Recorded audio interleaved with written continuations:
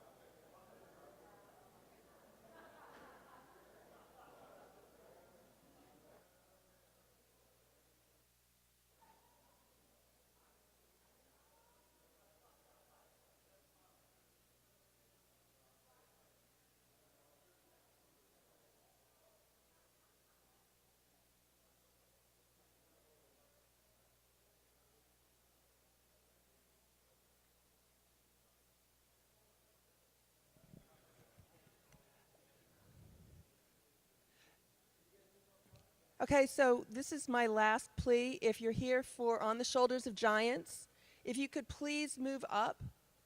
We are going to be filming and recording this so that we can use it, and we'll explain to you a little bit about what we're doing. If I can get everybody to sit down closer in, please. Perfect.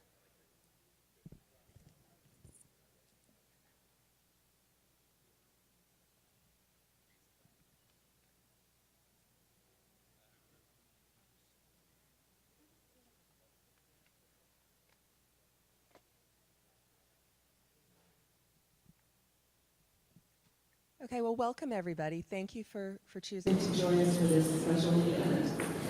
As we said, this is a big year for our profession.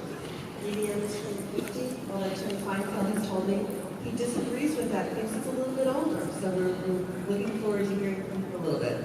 So as Wade mentioned, CPM and the NDIA Integrated Program Management Division is putting this together to commemorate EVM's history, to document it, and then to actually make sure that it goes forward as our industry matures.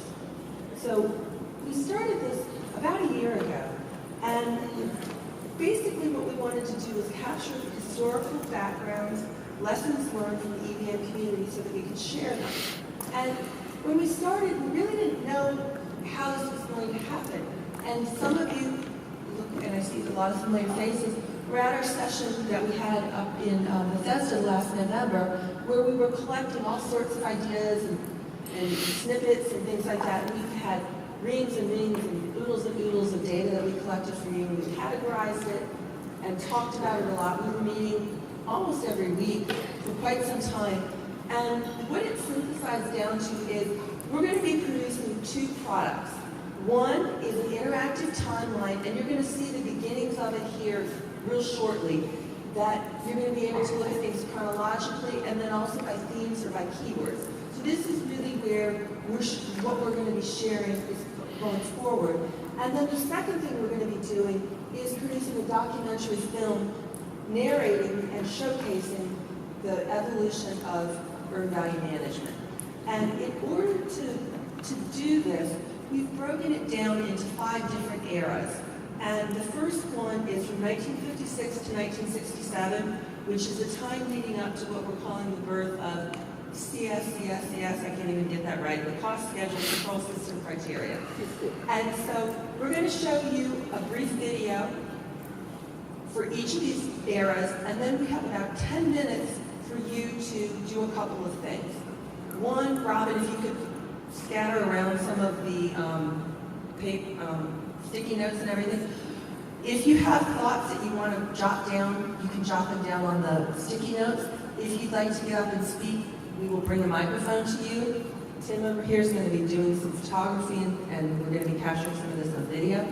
And you can get up and talk about something. So if I say EVM is 50 years old, Tony's going to get up and say, well, in 1964, and he's going to tell a little bit.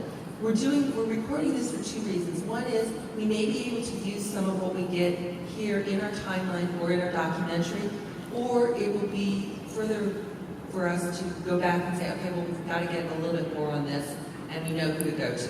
So that's what we're trying to do. So going back, we have the 5 eras, 1956 to 1967 is the first one that we're doing.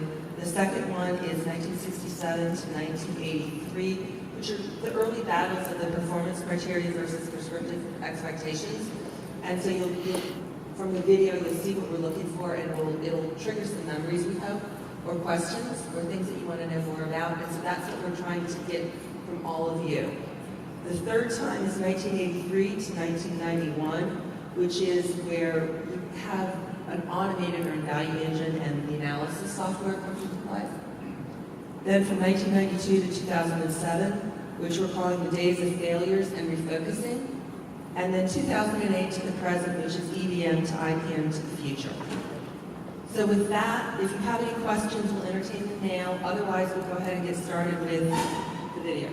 So just a couple of things. How many of you guys participated in the event, I guess in November, IPMW?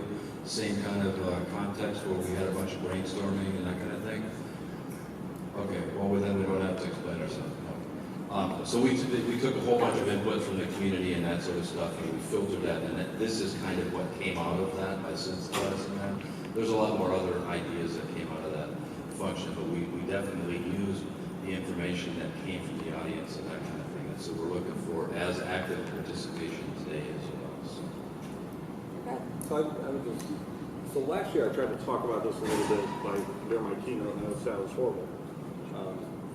So I'm apologizing for my keynote last year. But it actually didn't start in the 50s. It actually started at the turn of the century with modern manufacturing, right? And how it was born out of those manufacturing processes. So he thought about introducing it in that manner and showing the evolution into earned value. That's a great idea. That's a good segue into the video, and you'll see. Awesome. You'll see. So thanks for that segue, and we'll get started with the video. That's what I mixed up with my What we are about to present to you is an incomplete depiction of the history of earned value management. We are introducing to you a timeline that is intended to stir your memory and to engage.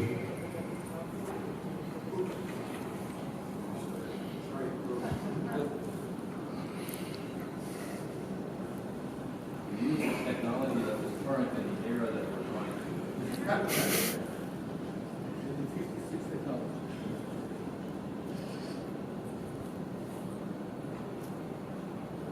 What we are about to present to you is an incomplete depiction of the history of earned value management.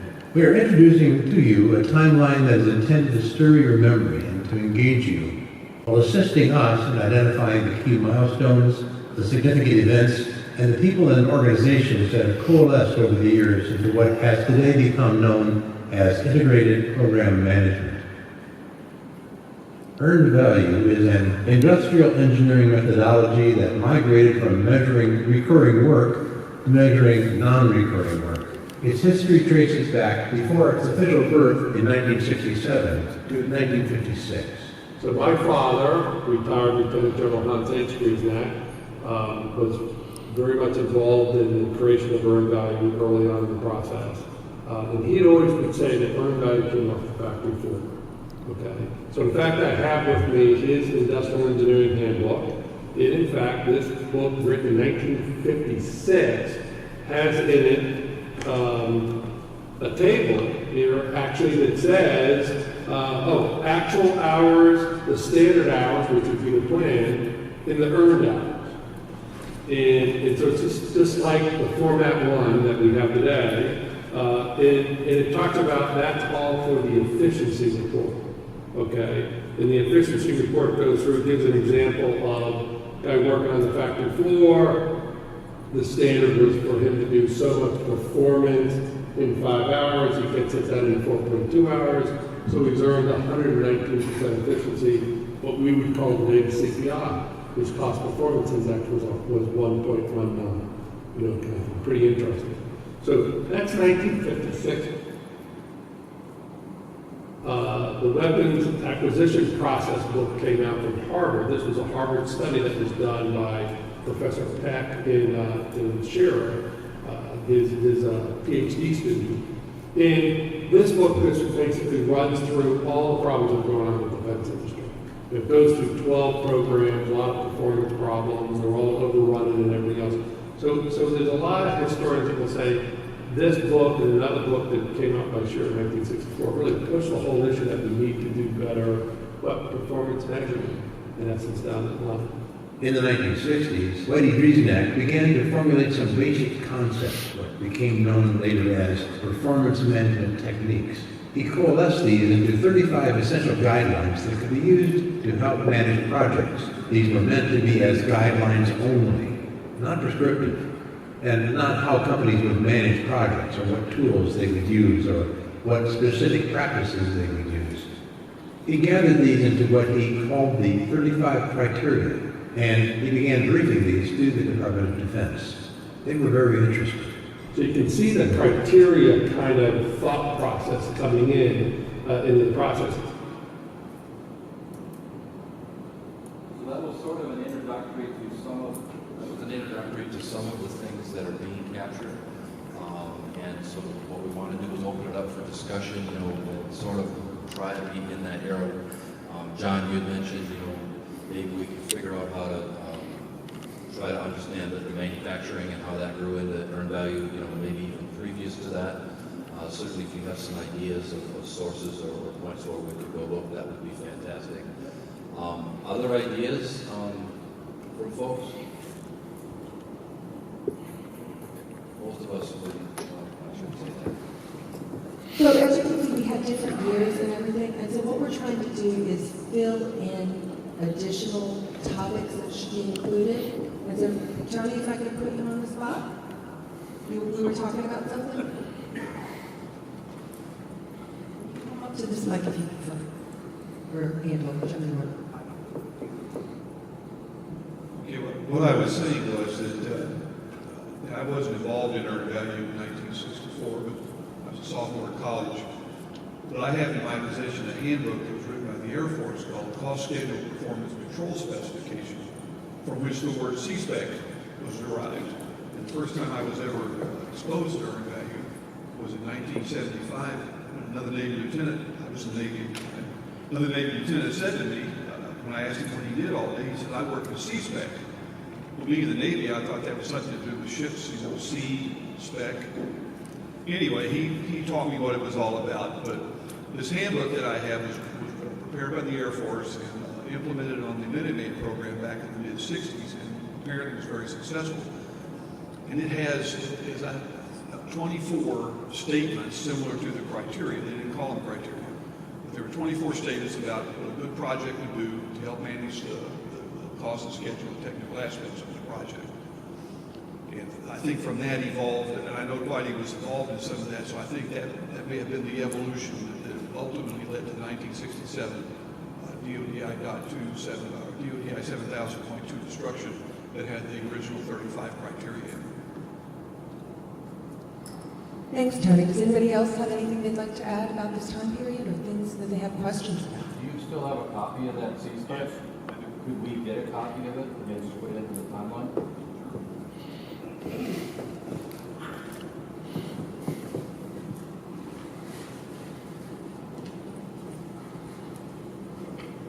Hi, I'm from one of the Navy programs. I'm reasonably confident we can find some background material and identify the longest running weapons acquisition program in the country that has been using earned value from when Dr. Driesnack and Gary Bristol and Wayne originally were developing the DoD concepts and applying them. We of course started back when it was CSCSC.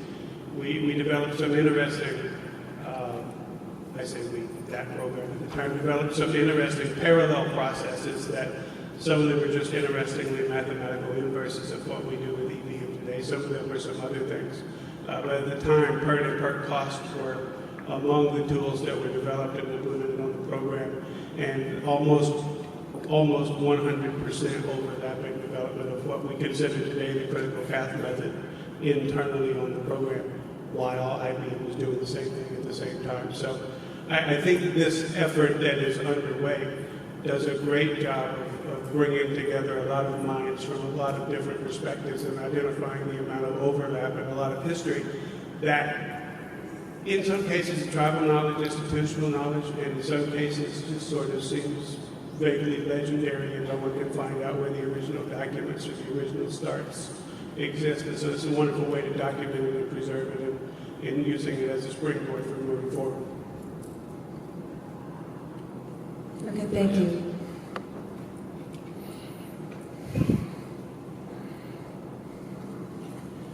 My name is Albert Schwartzman. I'm from Space and Missile Center, Los Angeles, was based, kind of get a job of the chief of that organization a few years after Tony Fenfield left.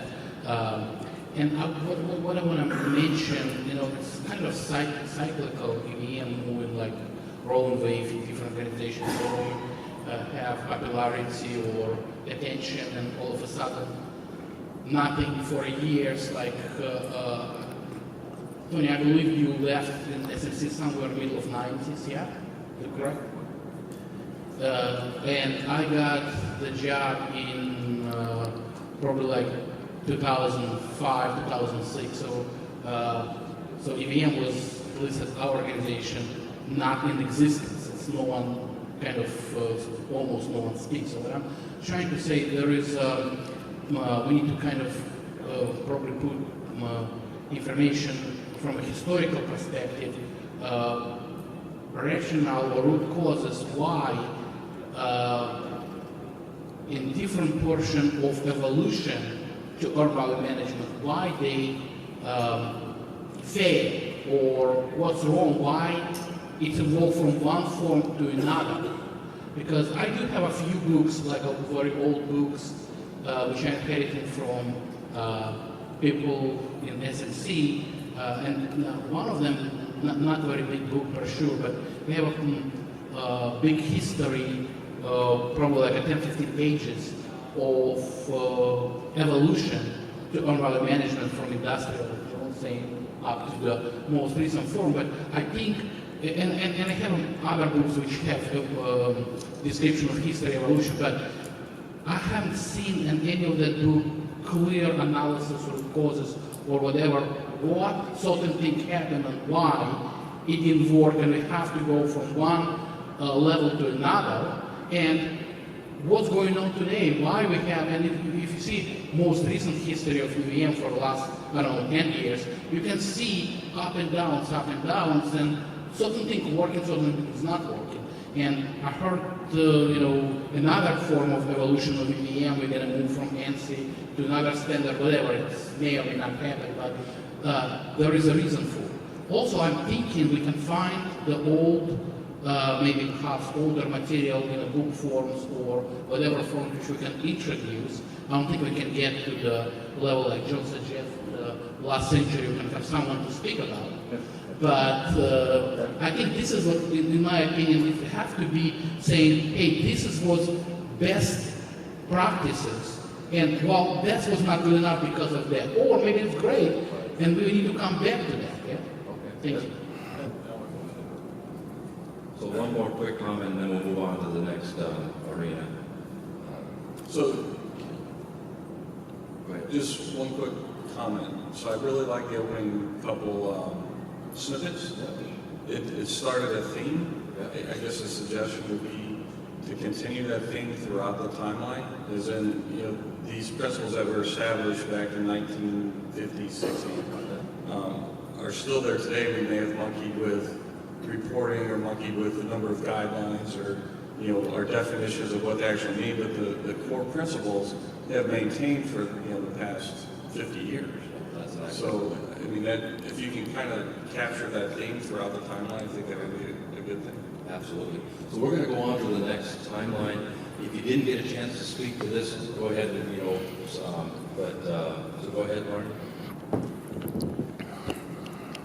So historically, it's very interesting. You have contract fund status report coming out, C-spec coming out in 67, Mill Standard 881 comes out in 1968, 499, the systems engineering spec, comes out in 1969. So the whole series is all put together. And then the first surveillance review of the first big earned value thing is done at GE. Even though the Department of Defense adopted these to manage highly complex defense programs, they began to be over-implemented. Some would say at that time, cost and schedule policies were unfortunately owned by the Department of Defense comptrollers. These 35 criteria coalesced into what was called a Joint Implementation Guide, used by Army, Navy, and the Air Force. It was called the JIG. The JIG took on a life of its own, leading the 35 criteria being broken down into 158 sub-criteria questions. Unfortunately, there were a huge amount of terms and acronyms that confused program managers. So they tended to relegate cost performance to financial managers. A specialist subculture emerged. We got together at conferences and talked in strange languages. We talked about the SP&A. We made acronyms of acronyms. A lot of good things were created in terms of the guidelines and criteria. Over the next decade, there were 186 firms that were certified or validated in the 1970s. And there's a list that's out there. We still have it. Some of them merged, split. Some of them got bought. Some of them went out of business. So the exact list doesn't exist today with the firms that do exist today. But that's when everything was exploding.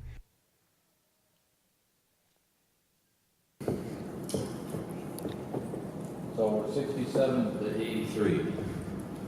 Sven, you had, did you have a comment you still wanted to? It's a comment. You can do it just about graphical presentation.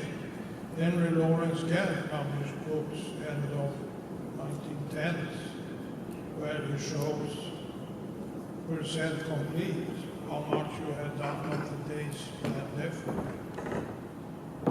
It's about one example from industrial engineering.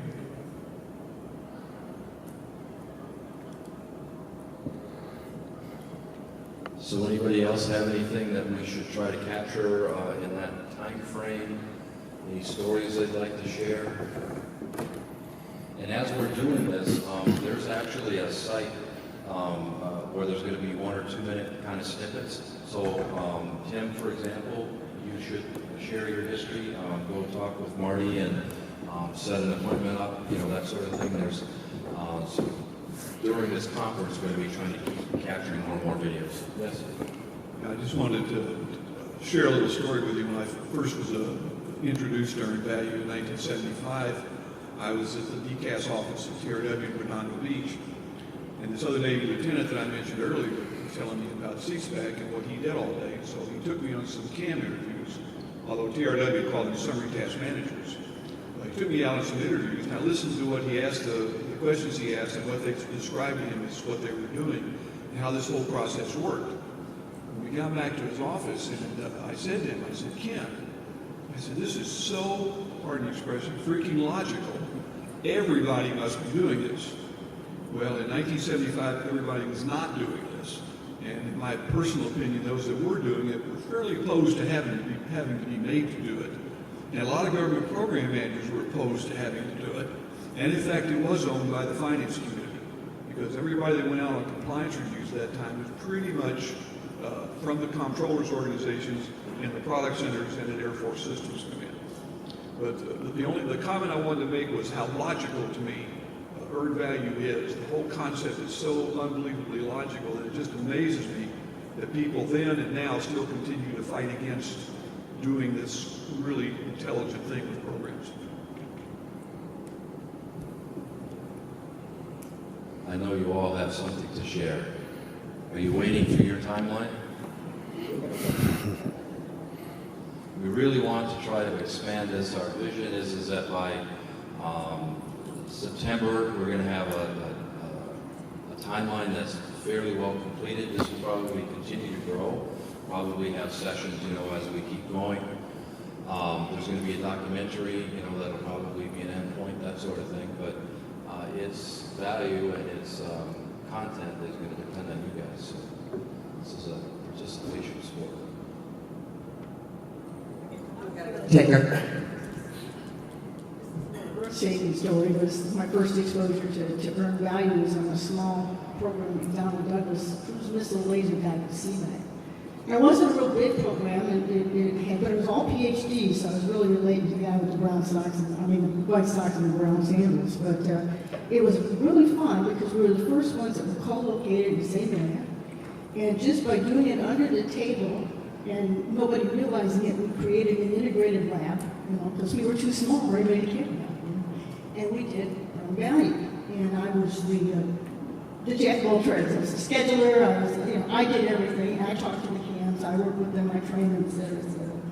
We went through our first surveillance review, and I don't know if any of you remember Steve Ford. He's not here now, but he was the surveillance person at the time, and he kind of gave me a little bit, come in and try to prepare the program. They came in and asked me one question. I did exactly what you weren't supposed to do. I talked for 2 hours. But I sat there and I walked into everything, every variance, what was going on, what we were doing good, what we were doing bad. And it was like Tony was saying, it just seemed so logical. It's just common sense. It didn't occur to me that you weren't supposed to talk about all these things, nor did it occur to our small program that wasn't political enough to have that kind of thing. So that was probably the most fun I ever had doing Earned Value, which is really sad because I didn't want that to be the peak of my career. But So that raises a question in my mind: what changed maybe in that time frame that it wasn't fun anymore?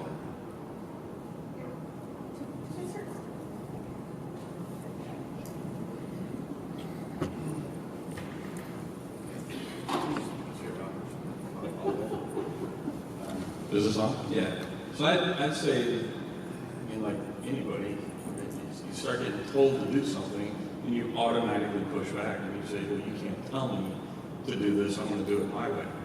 So it's somehow trying to break that culture, and it would be a great message to have this in this timeline, that this is something that regardless of whether you're being told to do it, it's regulatory, whatever it is something that's beneficial just from a project management standpoint.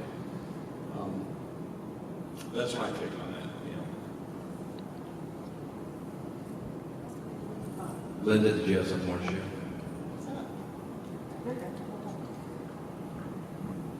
yeah, I did. Is it on?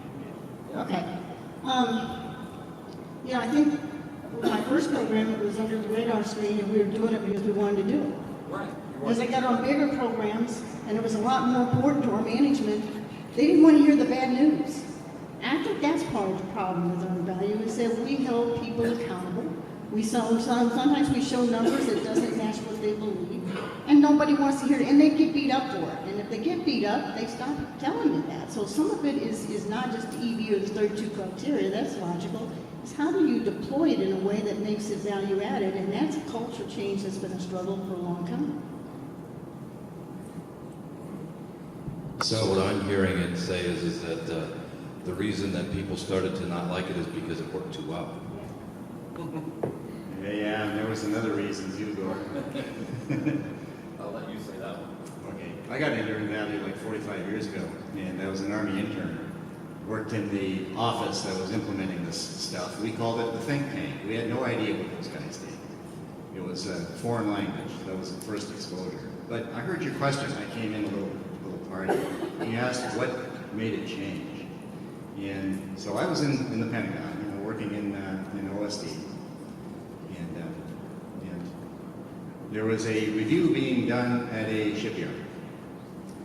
And the people who were in charge of the implementation of that on the Navy side wouldn't go to visit the yard until a system description was written that passed muster inside the beltway. It took 4 years for that to happen. So can you imagine the amount of management that's going by unremarked, unmeasured, unnoticed in a 4-year span while the bureaucracy struggles with that? That was one of the prime factors that caused us at the time to try to change the way that we behave with regard to reviews. And the timing of that was again, I'm sorry? The timing of that would have been the early 1980s. Is that the era that we're into here? Yeah. So the next review, we went into, and I'll mention this one because it was a really good experience. It was electric boat. And instead of doing the remote review by book, by committee, we went into the yard immediately. And we explained that the review would be done in terms of what they were doing versus what they said they were doing. And we would record whether what they were doing was what they said they were doing and it was correct or it was incorrect or whatever the permutations were. So when we came out of that process, we had an effectively working management system that was properly described. It took a lot less than 4 years. Thank you. Others? Linda has another comment. So then after that, I think we should go to the next. Okay. Somewhere in this arena too, when do we start having the us versus them syndrome? You know, it's like the government was telling us we're doing everything wrong, we didn't do that, but we had this us versus them instead of saying this is for both of us. We both want to be successful. And I keep trying to figure out why we had the us versus them. I've seen that start to break down. And I think that's been one of the most positive things I've seen in the last several years. But that is something that has to break down for this story.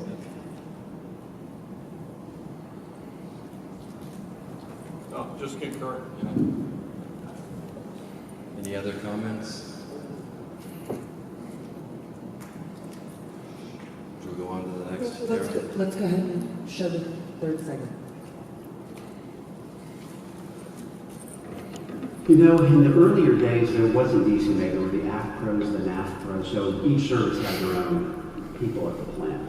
Okay. And at some plants, it might be a NAV pro, and then the Air Force would delegate to them. So they didn't have a very strong role back in the early days. Okay. I'm not sure when DCMA came around. It was, I would say around 2000. Okay. And so they started then centralizing things more. In the earlier days, the services each had a representative on, you know, the earned value. They called it the PIMJAG, and I don't remember what that stands for anymore, but the Air Force had a person, the Navy, the Army, and those guys really directed where earned value was going. And then all DCMA did was they were your on-site folks, they were the AFPRO and APRO at the time, but they were your eyes and ears on site. You could call and say, hey, I'm looking at this data, it doesn't look right, will you go talk to this CAM for me? But they typically had like 1 or 2 people on the review as opposed to really running the review. The programs ran the reviews. Perhaps in much the same way that Whitey Driesnack is referred to as the father of earned value management, Gary Troop is respected as one of the key influences in the computerization of cost schedule analysis. You know, I don't think anybody goes to college, well, maybe today they did, but back then, you know, going into project management, it was really not a big known field to go into. So I was in ROTC, and my plan was to go into the Air Force and fly airplanes, preferably an A-10 fighter. The problem was there were too many pilots left over at that time. My dad was a colonel in the Air Force, and he was the comptroller at Eglin, one of the 4 acquisition bases. And so he was the top financial guy. He was very instrumental in bringing cost estimating into the Air Force, you know, the parametric cost estimating, very smart guy. And he said the place that I belonged was out in Los Angeles at Los Angeles Air Force Station where they did the space work. It was probably one of the laxer bases in terms of being a real military installation. He thought I would fit better there. And so that's where I learned program management. I had a great boss out there that I think was a visionary in this and also was technically very astute. And so I learned about budgeting, scope management, scheduling there, and I did a lot of earned value reviews for the Air Force. Now, you say you did earned value reviews. Did the term exist at that time? No, it was okay. Cost schedule control systems at the time. Okay. And so I went to AFIT and took a course and a couple other places, and So I would do analysis of contractors' data, and I would review their systems. And I met a pretty woman out there in Los Angeles that had her own business, and she was very successful. And so that started me thinking about what I really wanted to do. And so I decided I was going to marry her, and she wasn't willing to move around, so I shifted gears. And I went to work for a company that won a contract to automate the financial systems at Space Division. And I was their functional person. I understood budgeting, budget execution, earned value analysis, so I would advise the programmers about what to do, what to build, what it needed to look like, what it needed to do. And that's how I got into computers. I didn't like computers in college. I took one class with punch cards and I hated it. But at that moment in time, the first PCs came out. And I was drawn to those. It was no longer punch cards. It was interactive, and so. So again, around what year is that now? That was 83. 83, okay. 83, yeah, right around 83. Okay. And so I found that I had a knack with computers. And so we built, actually the first tools we built were on VAX 11780s, which were mini computers built by VAX, and then, or digital. And then we started working with the microcomputers, and I built the first version of the analytical tool called Performance Analyzer. Now, when you say you built, what do you mean by that? So I had a programmer, a team of technical guys, and I worked with them, and we built a tool that would consume data, electronic feeds to data, and do analysis of cost performance reports, trend charts, those type of things. 1989 marked a significant shift of the cultural perception of earned value management. The organization responsible for cost schedule policy was transferred from the Department of Defense Comptroller Organization to the Undersecretary of Defense for Acquisition, which oversees program management.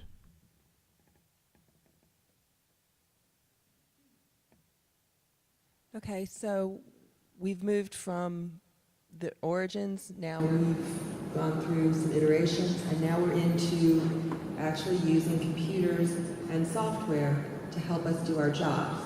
And I'm sure there are a lot of you out there that have experiences in the early days of working with, trying to go into these analytical tools and things like that. So we're very interested in hearing some war stories and how that impacted the way that you functioned and did your job. Start with Wayne. It's great seeing Gary talk about Performance Analyzer. That became government software, and government software is really a wonderful thing to work with. Right? There was a committee that was responsible for implementing PA and for improving it. And so when somebody wanted to make a change, they'd bring $1.50 to the table, and 6 months later they might get a change. So as Gary moved along in his career and developed Winsight and went into the PC side of things, we recognized that that was a superior solution, and in the Pentagon cut off funding for Performance Analyzer.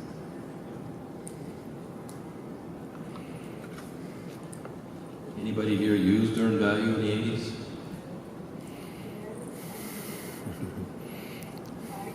Actually, back there first.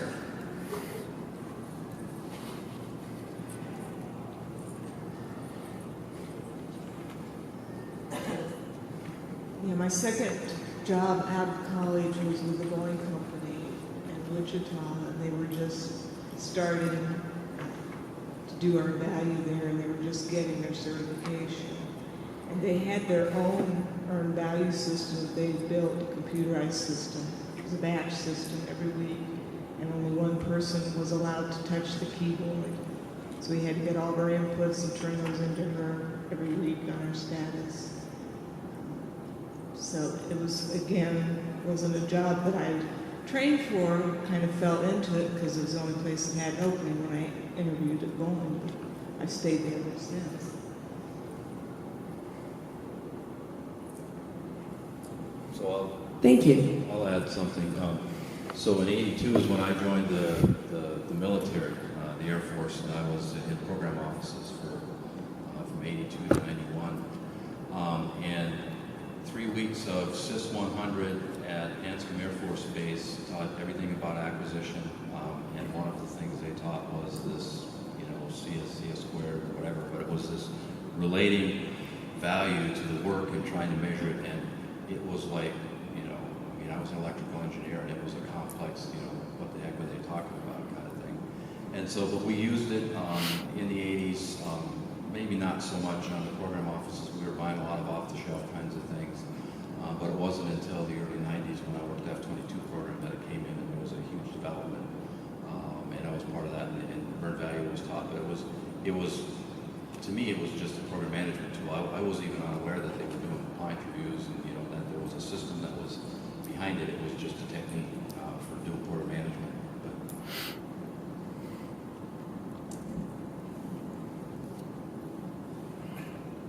All right.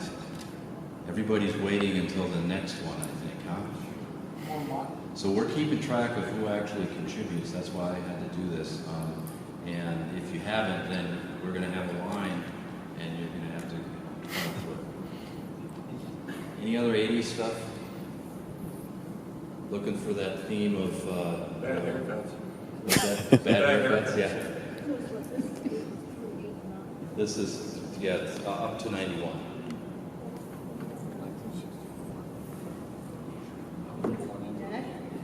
We were pretty heavily in earned value, and I worked in the 812 program, which probably changed my life, because that was one that is probably a colossal failure in a lot of ways. And yet the funny thing was, we went through our EV review with flying colors.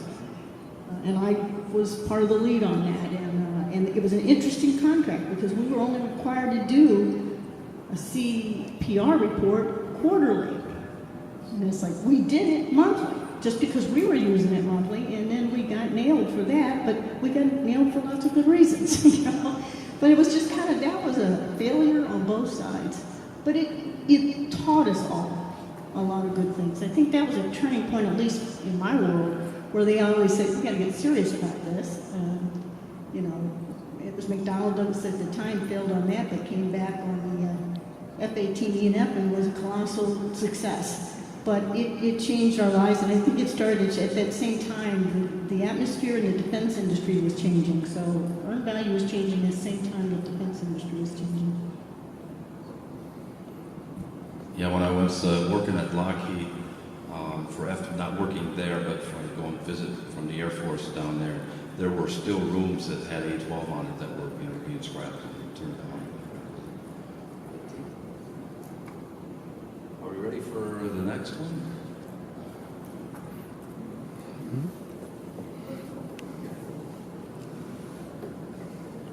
In 1991, the Department of Defense, and with it the discipline of earned value management, was rocked by three colossal failures: the Army Javelin program, the Air Force C-17, and perhaps the most devastating, the $57 billion Navy A-12 attack check. At the announcement of the A-12's cancellation, Secretary of Defense Dick Cheney said, "No one can tell me exactly how much more it will cost to keep this program going. And I do not believe a bailout is in the national interest. If we cannot spend the taxpayers' money wisely, we will not spend it."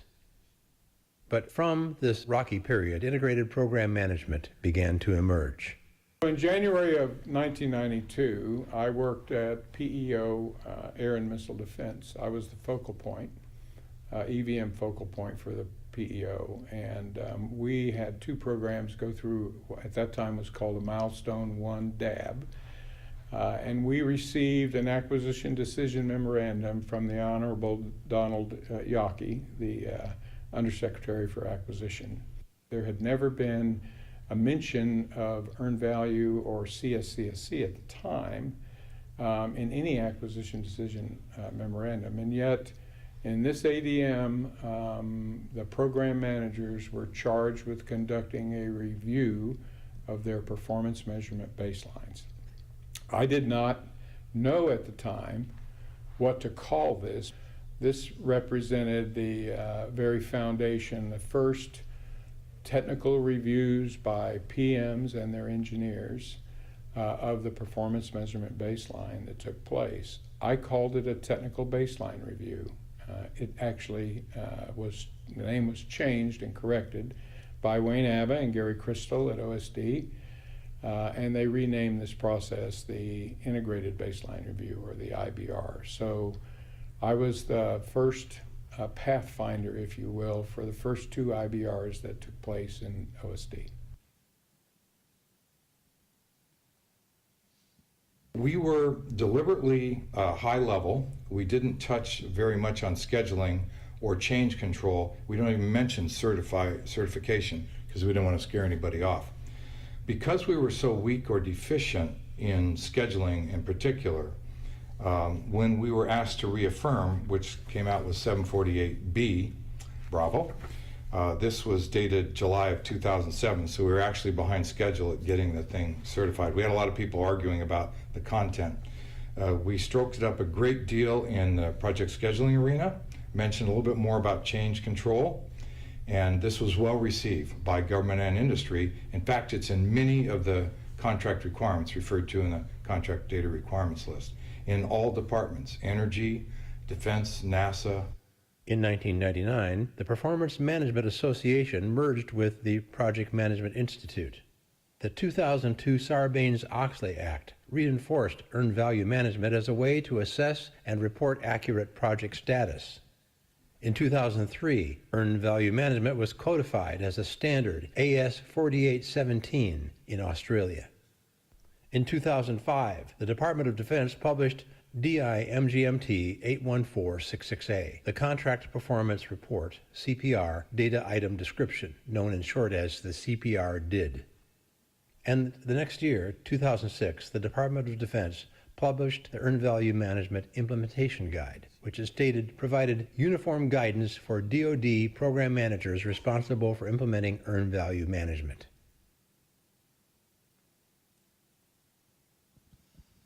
So we're 91 to 2008? Yes. There's got to be a lot of good history here. Huh? Where's the stories? We'll take skeletons. One. In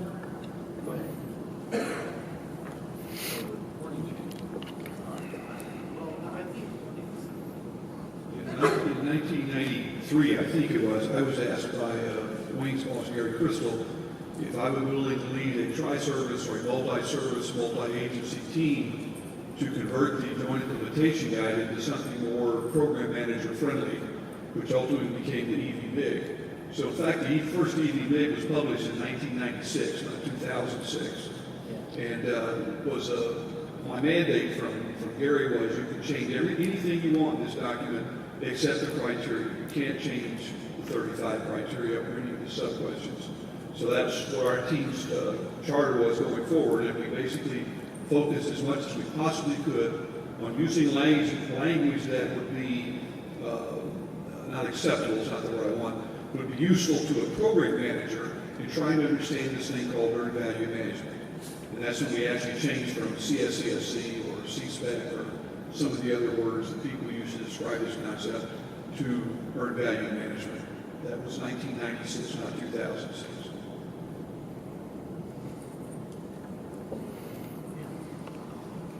Yeah, and I believe when you're referring to 2005, CPR we call this contract performance report, but the cost performance report was done in 90s or even earlier. I don't remember which year, but that's not necessarily accurate. Well, maybe it's accurate if we say it was changed from cost performance report to contract performance report at that time. So what else was? Also, I think there is a multiple law was done during that time prior to the history, which is not mentioned. I have material on that in history of EVM, part of my training, which have 3 other law events before we saw in 2009. And just my personal experience, I joined government in late 2001 as a cost estimator. So, and it was interesting. EVM is program management too, but I'm not sure about all the services, but Air Force historically, it appeared to me, it was under financial management, at least for a very long time, and EVM was part of the kind of requirements for financial management or geeky EVM people do. And like I said earlier, when we have kind of period from 25 to left and was no EVM existence, I actually struggle a lot to understand why we do EVM, because it comes from the private industry, but not relate to defense in any way. And I haven't heard or haven't seen use EVM or anything like that. And I couldn't figure out really for a while why anyone would use EVM, why we're not using the comparative plan versus for actual forecasting, et cetera, and taking all the DAU classes, the more classes I'm taking from EVM, it was more mystery to me why we're using it. And I kind of trying to figure out, because at that point they put me to do orthogonal analysis on majority GPS programs, and I was kind of lucky to get, at that time was a program director, Cardinal level, who kind of started to guide me and do all of the other stuff, and now he's the Deputy Undersecretary for Space Policy. But anyway, so with his guidance, I started to understand the purpose of EVM as a program management tool. So, and I think the main mystery or major problem from that period, and even probably now, implication of EVM as a program management tool versus financial reporting. I think it was kind of bringing the report to Congress multiple times, but I'm not necessarily believing at this point we solved that problem. So before you go, there's a couple of things. What I remember is in that time frame, DCMC was part of DLA, right? The APROs and APROs turned into DSMC. Sometimes in the 90s, we need to figure out how to capture that. I think that's important. That was kind of the tri-service sort of stuff. And then DCMA actually was like 2001 or 2002 where they split from DLA, so we need to make sure to capture that as well. Listening to Tony and the writing of the EVM, remember Tony when you'd call me in the office and I'd drop the thing on my desk and I'd say, Tony, can you hear that? And if it would thump, it was still too big. Well, only, what did you say, 192? 96, yeah. The theme during that time, and I was in the Pentagon from 82 to 99, so it was during this period of time that we came to appreciate that CS squared was not getting the job done. It had become such a difficult part of the bureaucracy and had led to the S versus M kinds of things that Linda was talking about, that the driving force from Gary Crystal was to get better relationships between government and industry. And so we started something called the Integrated Program Management Initiative, IPMI, with an executive steering group and a working group, and a lot of the folks who are around here were part of that activity. And we went out in joint government industry teams, and we drew the wishbone charts and all of that kind of stuff. But we always had mixed teams. So if we went to industry, we'd have maybe 2 industry people and a government person and whatnot.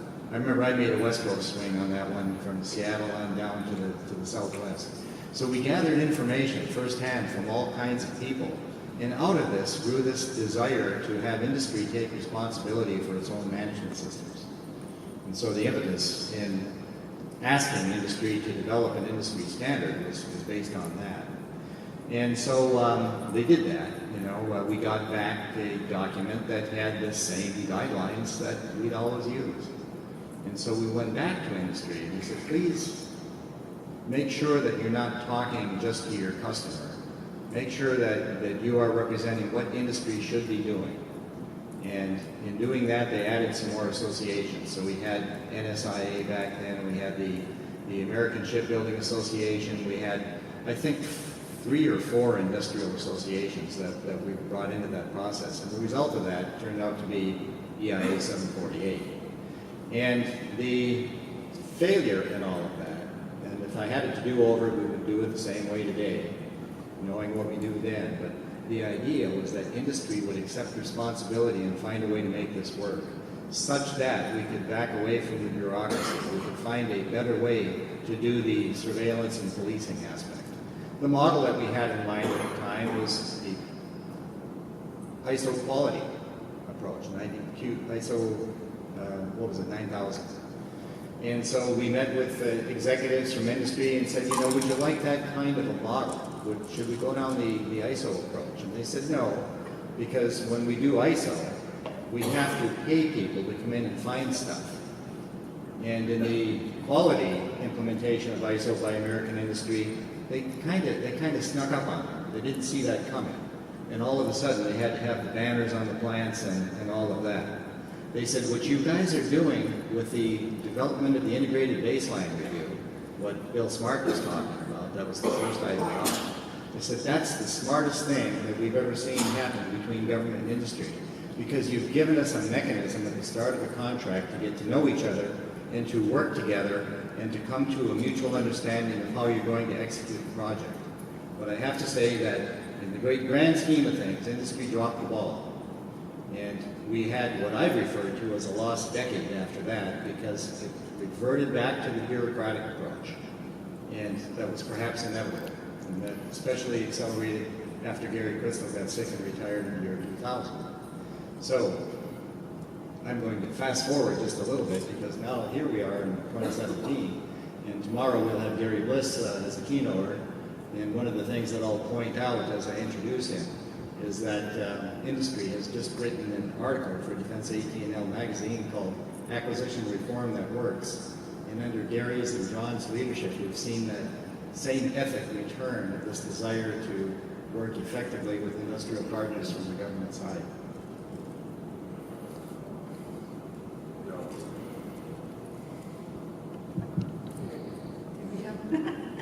So I have a slightly different perspective and memory of earned value.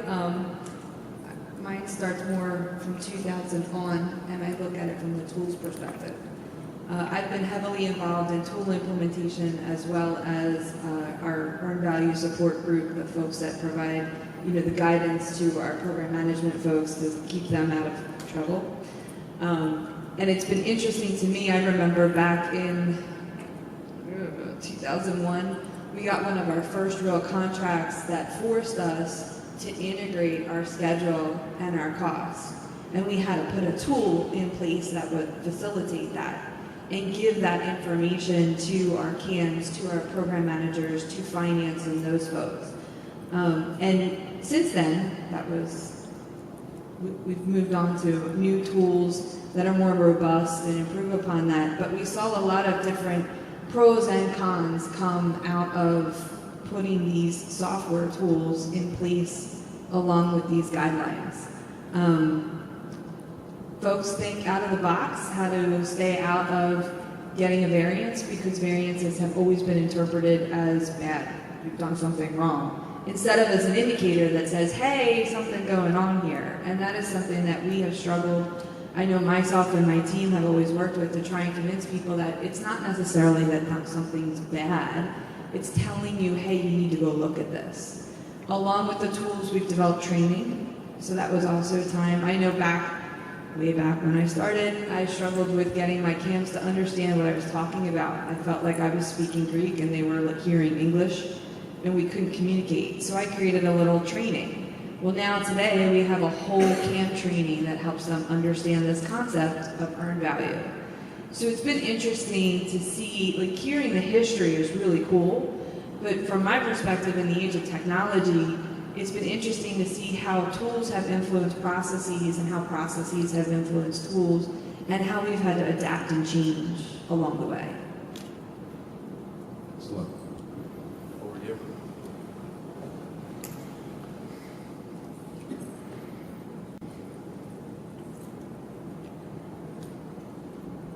Thank you. I just want to pile on a little bit on what Jessica said, and then touch on something Wayne said there too. Part of my experience, my perspective is, just like everyone is, based on my roles I was in at the time.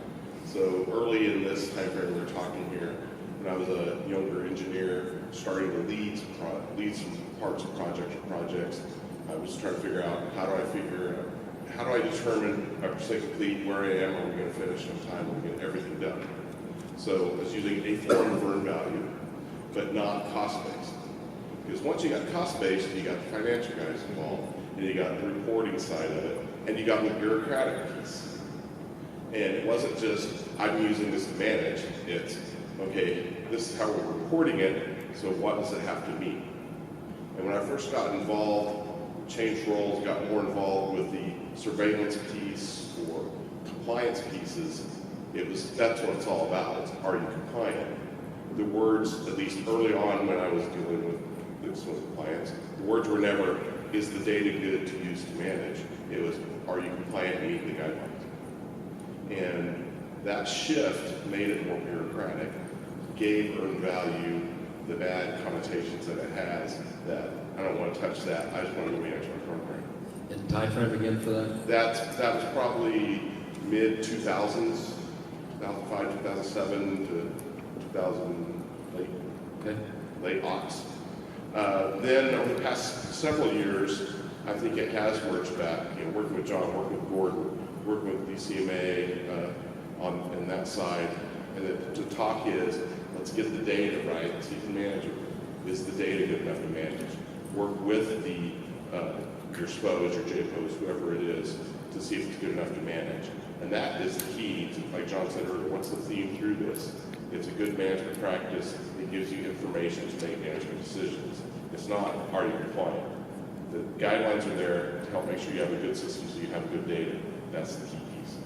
And we sometimes tend to make it more bureaucratic. Are we compliant versus is the data?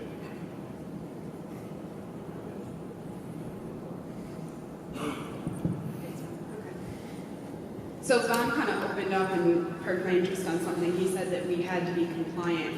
And I had, like Jessica, I had a little bit different perspective on it, only because I didn't start really in the earned value piece of it until about 2008, probably. So since then, I've realized we've gone through the EVM MIG, we've gone through the, I think people call it EVM SIG or EVM SIG. And down from there, you have your industry, your government, your company policies, and then it goes down from there. And what I've learned is that although you have to be compliant, we struggle with what the interpretation of that compliant aspect is. And so even with now the 32 guidelines and the test specs to all of those on the attributes, we're still struggling with Parker or otherwise to determine what the actual interpretation is in order to implement that correctly. And I think that's where we're struggling today, is that there's too much command media, and even if there is the top level for the 32 guidelines, we're not sure how to exactly interpret them down at our lower levels. Figure out how to use them for program management and it'll just fall out of it. I just wanted to take a moment to sort of follow up or piggyback on what they just said. We've talked about this a little bit, but it's one of those things that sort of fits in each of the time periods we've been talking about, rather than in just one of them. And I think it dramatically, I think it probably has the most significant impact on how we implement our value management in terms of its perception and how people perceive it as a management tool versus a compliance enforcer. I think it very much impacts how the government as a customer perceives implementation, either as a procuring commander or procuring office versus another office. It very much impacts how the prime contractors and subcontractors experience the implementation environment. And that is how we do system validations or acceptances, and we've changed that drastically as an enterprise. I mean, as a value management community over decades. It went from individual service system acceptances to tri-party systems acceptances, which made more sense because if Army, Navy, and Air Force, for example, are all using the same client, and one of them does a system validation or acceptance and says everything's fine, the rest of us probably want to go along with that, unless we find a reason it's not, and then we all talk about it. We went from that to where the procuring offices often were directly involved in acceptances, to Defense Systems Management College, to Defense Contract Management Agency, and they've experienced, first off, they came out of the pros, AFPRO and AFPRO. A number of their value management or CSCS specialists were drawn from field experience, factory experience, pro office experience, and so they're directly involved with implementation. And over time, that has varied, just as it has with the program offices themselves that are implementing in terms of amount of experience, amount of background. And so I think it just directly impacts, based on the amount of experience and history, how the system acceptances and validations occur. Thank you. And so we'll go on to the next segment, please.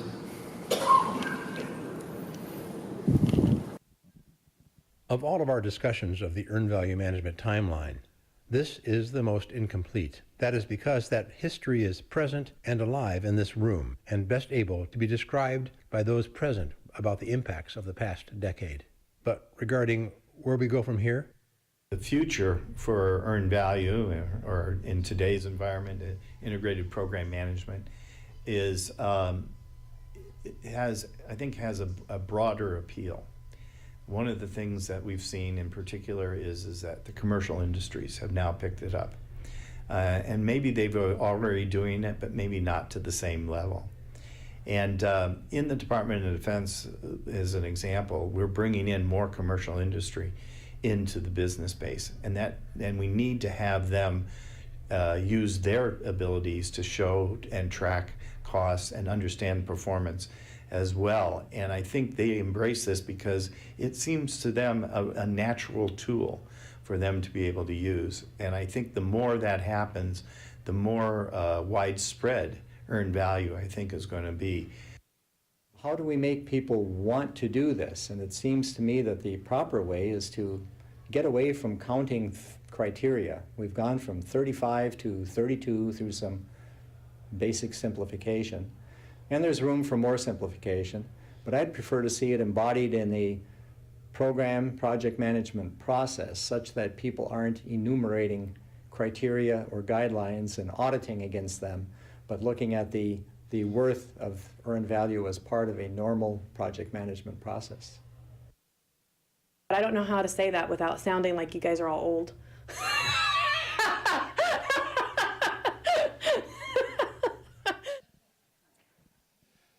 Okay, so that's going into the future. And I'm going to do a little bit of housekeeping before we... So I think we missed a whole bunch of history between. There's been a... Yeah, there has, but let me do my housekeeping, because we're going to run out of time. And so there's lots that we haven't captured, and as Gordon's saying, there's a lot of stuff that's not there that we've got to get down. So over there is a series of tables. That is a timeline. It's butcher block paper. Use your sticky notes today, tomorrow. It's just going to be there. Add detail to it, things that you remember, things that you think should be included. When you do that, please put your contact information on the sticky note so that we know who to follow up with. And as we also mentioned, we will have a history booth where we encourage you to come, chat with us, talk to us. We'll be doing some recording and everything. We want this to be as interactive and continue throughout the workshop for the next couple of days, so we encourage you to continue to participate. And with that, I'll turn it over to Gordon and let him get you on your way. So we definitely have a lot of history here between, particularly from 2011 until now. I think that it's probably been a time frame of more policy update, shifting toward integrated program management back to the future than we've had. If you look at the 30, 40 years, there's been an update here, about every 10 years, that kind of thing. We, PARCA published an integrated program management report update, which formally integrated the cost and schedule delivery. Again, naming it integrated program management. We published for the first time ever an interpretation guide at the DoD level to separate policy from compliance implementation. Been very active in the Agile EVM guide, started in 2014, and I think that there's, John has published even more guides since then.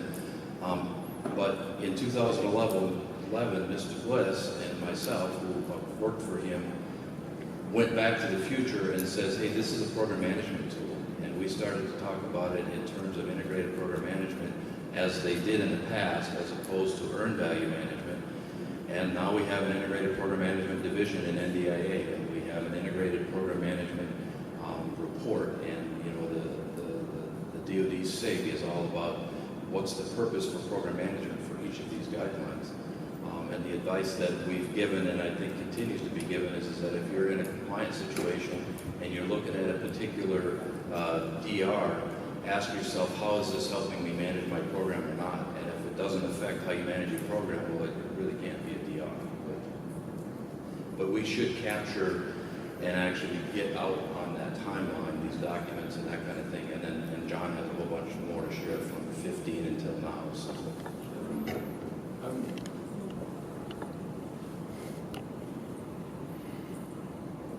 I would add one last thing. I don't know if your last snippet wants to be somebody laughing, but so you may want to change that. But there's an opportunity to keep that updated with things that are currently happening. You know, the last NDAA has this whole concept of third-party certifications in it. I don't know how that's going to roll out, or if it even is going to roll out for EVM or apply, but that's a potential change. You know, the update of reporting for the IPMR, you know, electronic submission, that's a potential change into the future. So there's a lot of things that are moving. DC Mays EVAS, but so you could use that final section to kind of communicate, you know, current updates or current evolving things. And the last question I have is, where will this be housed? So that's something that we're working on. The gentleman up there who's filming, Tim, is helping us to figure some of the logistics of this out. That's where it was going to be housed, correct?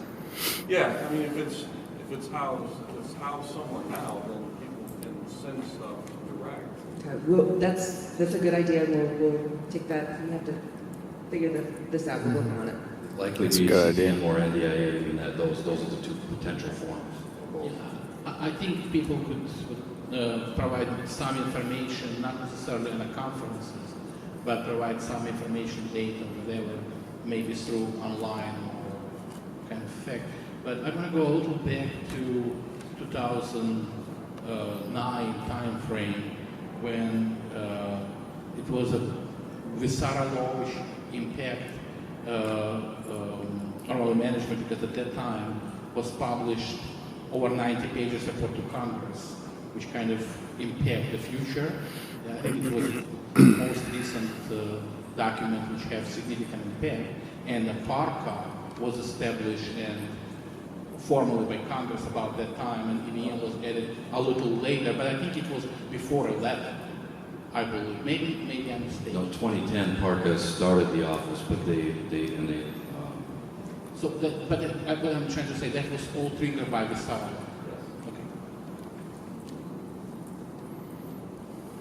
Does anybody else have anything to add? Everybody think this was a useful session?